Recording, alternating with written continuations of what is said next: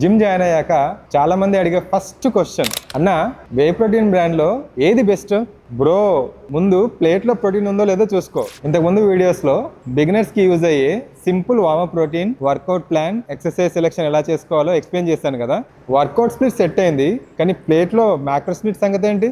కొండంత అన్నం, గరిటెడు పప్పు, చిటికెడు కూర, వారానికి ఒకసారి గెస్ట్ అపియరెన్స్ ఇచ్చే ప్రోటీన్, అదే చికెన్, ఎగ్స్ లాంటివి. పాయింట్ ఏంటంటే బిగినర్స్కి first goal 6 pack abs, Hrithik Roshan లాంటి షెడెడ్ బాడీ, ఇవే తగ్గించుకుంటే మంచిది.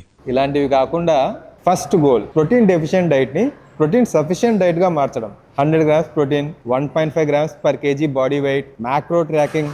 ఇవన్నీ వింటుంటే పిల్లాన్ని చంపేస్తారా? రిలాక్స్ బ్రో, నేను సింపుల్గా చెప్తా, ట్రై చేయి. నువ్వు తినే ప్రతి మీల్లో మినిమం 16 to 20 గ్రామ్స్ ప్రోటీన్ ఉండేలా చూసుకో, అంతే. అదేం పెద్ద రాకెట్ సైన్స్ ఏం కాదు. ఆప్షన్స్ కూడా చాలా simple. 4 to 5 egg whites, 50 to 75 grams boneless chicken, 50 to 75 grams high protein paneer, అంతే. మీరు ఇప్పుడు తింటున్న మీల్లో ఈ ఆప్షన్స్లో ఏదో ఒకటి యాడ్ చేయండి. రైస్తో బ్రేకప్ చెప్పి కంప్లీట్గా అవాయిడ్ చేయమని చెప్పట్లేదు.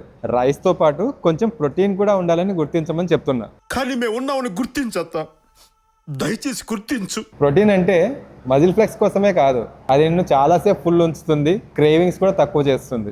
సో డైట్లో ప్రోటీన్ ఒక్కటే సెట్ అయితే సరిపోతుందా? లేదు, ప్రోటీన్తో పాటు కొన్ని ఇంపార్టెంట్ ఇంగ్రీడియంట్స్ కూడా ఉన్నాయి, కానీ వాటి గురించి నెక్స్ట్ వీడియోలో ఎక్స్ప్లెయిన్ చేస్తాను. అంతవరకు మీరు తినే ప్రతి మీల్లో కొంచెం ప్రోటీన్ యాడ్ చేసి చూడండి. ఈ ఇన్ఫర్మేషన్ నచ్చితే లైక్ చేయి, ఫాలో కొట్టు. Till then be consistent. కలుద్దాం.